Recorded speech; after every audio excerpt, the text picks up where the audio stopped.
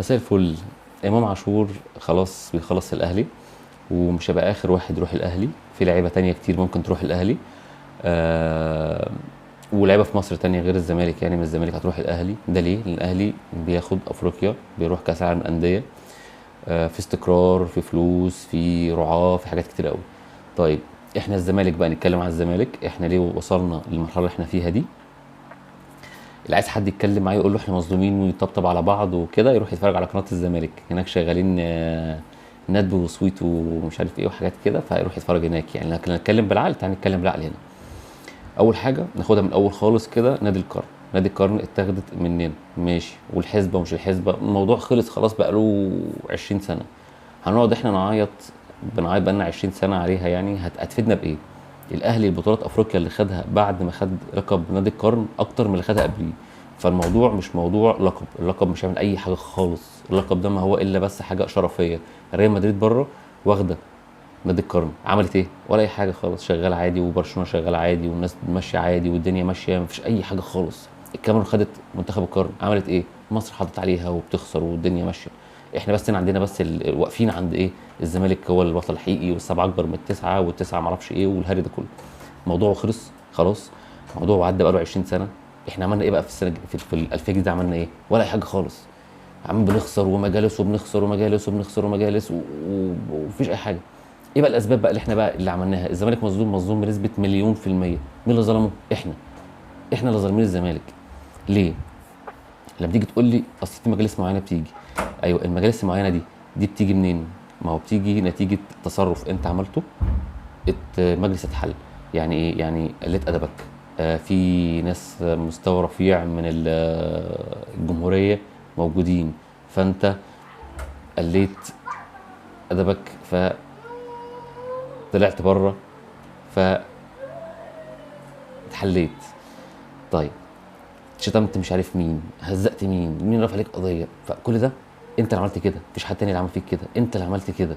دي اول حاجه. تاني حاجه، احنا بناكل في بعض. تاني حاجه تاني حاجه القواضي، الانا. يعني الانا، احنا المشكله دلوقتي بقى في اخر 20 سنه عن شخصيتين، هم دول اللي بيضربوا في بعض ومع يمسكوا النادي، اللي هو مرتضى منصور، سواء ممدوح عباس او اي شخص تاني. بقى ناس كتيره دخلت وعايزين يرشحوا نفسهم والحاجات دي كلها. مشكلتهم كلهم في ايه؟ ان هم جعانين شهره. كل الناس جعانه شهره، مفيش حد فيهم مشهور، مفيش حد فيهم كان بيلعب كوره، محدش فيهم مشهور، كلهم عايزين الناس تعرفهم، وكلهم بيقول لك انا احسن واحد، انا احسن واحد، انا احسن واحد. دي اللي مودينا في داهيه. كل واحد بيتكلم يقول انا، ما بيقولش احنا، ما بيقولش الزمالك، يقول لك شعارات، يجي في الاخر يقول لك انا، وانا ضد كذا وضد كذا وضد كذا، واللي مش معايا يبقى ضدي. حوارات كتير قوي. فده جزء تاني، ان احنا بناكل في بعضينا. طيب، اصل حسن حمدي وكاله الاهرام الاعلان هم اللي عملوا الاهلي اخر 20 سنه، وهم اللي عملوا البطولات والبطولات والبطولات. انا لو انا مكان حسن حمدي وماسك وكاله الاهرام الاعلان، والله لا خليها شغاله مع الزمالك بس. طبيعي. يعني انا انتمائي للزمالك وشغال في الزمالك، ومعايا اكبر وكاله اعلان بره، ما انا خليها شغاله مع الزمالك، واخلي الزمالك يعلى، واستفيد من وراه، وهو يستفيد مني. ايه اللي هيوديني الاهلي؟ يعني حتى رحت الاهلي هديهم 1% ولا 2%، لكن كل انتمائي يبقى للزمالك. فده طبيعي. العيب بقى على مين بقى؟ العيب على الناس اللي عندهم شركات ومصانع واستثمارات كبيره زملكاويه، ما بيعملوش اعلانات في الزمالك ومش رعاه في الزمالك. ليه؟ عشان خلافات شخصيه، عشان عايزين يقولوا انا ما بحبش مرتضى منصور، انا ما بحبش ممدوح عباس، انا ما بحبش مش عارف مين، انا ما بحبش مش عارف مين. فمفيش حد فيهم عايز يساعد الزمالك علشان اشخاص، عشان برضو موضوع الانا. فدلوقتي اتكلمنا على الشخصيات اللي ماسكه اداره الزمالك، وحاجه تانية كمان، كل الشخصيات اللي مسكت اداره الزمالك مش بتوع كوره. اي رئيس اداره جه الزمالك مش بتاع كوره، فدي خرابه. والتاني مش مدير. يعني اهم صفتين، يا بتاع كوره يا يعرف الاداره، ولا يعرف اداره ولا هو لعيب كوره. فهنجيب بطولات مين ويكسب منين؟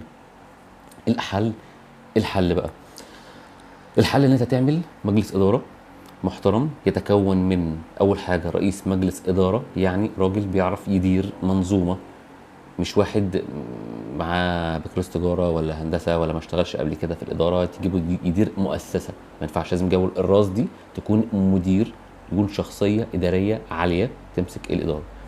تحتيها بقى نجيب بقى شخصيات بقى ايه بقى، نجيب اول حاجه شخصيات اقتصاديه، دي عشان تنمي لك موارد النادي، تجيب لك استثمارات، تخلق مشاريع تعمل لك فلوس، دي اللي تدخل لك دخل. تاني عنصر يكون في عنصر فيه فلوس، يعني ناس مستثمرين عندهم مشاريع يجوا يعملوا رعاة ويعملوا اعلانات للزمالك، ده البند التاني. البند التالت بقى والاهم بقى، الفلوس دي تصرفها ازاي؟ في لعيبه. اللعيبه دي تجيبها ازاي؟ بناس بتفهم في الكوره، مش ناس قاعده بتقعد تعمل كده. احنا مش في عربيه 28 وحاطين الكلب عمال يتهز، لا احنا هنجيب ناس بتفهم في الكوره، ناس بتفهم، مش ناس اللي هو بتوع اون سبورت والناس اللي، لا نجيب ناس على مستوى عالي بتفهم في تفصيله اللعيب، في تقييم اللعيب، مش جاب جونين وثلاثه ونروح نجيبه والكلام ده كله، لا ناس بتفهم بجد في الكوره، تجيبها تجيب لعيبه صح. لو عملت ده كله وتجيب مركز اداره محترم مقفول كده اهو، ملوش دعوه بخلافات بقى، ملوش دعوه بقى، ونفكنا من الهري ده كله بتاع الانا الزمان ده كله، ونبدا من جديد. هنبدا من جديد. لكن طول ما احنا عايشين على السبعه اكتر من التسعه واحنا مظلومين وحسن حمدي والهري ده كله، هنفضل زي ما احنا. ولو فضلنا بالمستوى ده 4 5 سنين وهنبقى زعلانين زي الاسماعيلي. هو الحل في اللي احنا نردم على القديم كله ونبدا من اول وجديد على نظافه، بناس نظيفه، بناس محترمه، فكر نظيف، فكر جديد. مش عيب نتعلم من الاهلي. الاهلي في حاجات وحشه، في حاجات حلوه، نتعلم ناخد الحلو، ناخد الحلو عندنا وننميه ونطوره ونبقى احسن.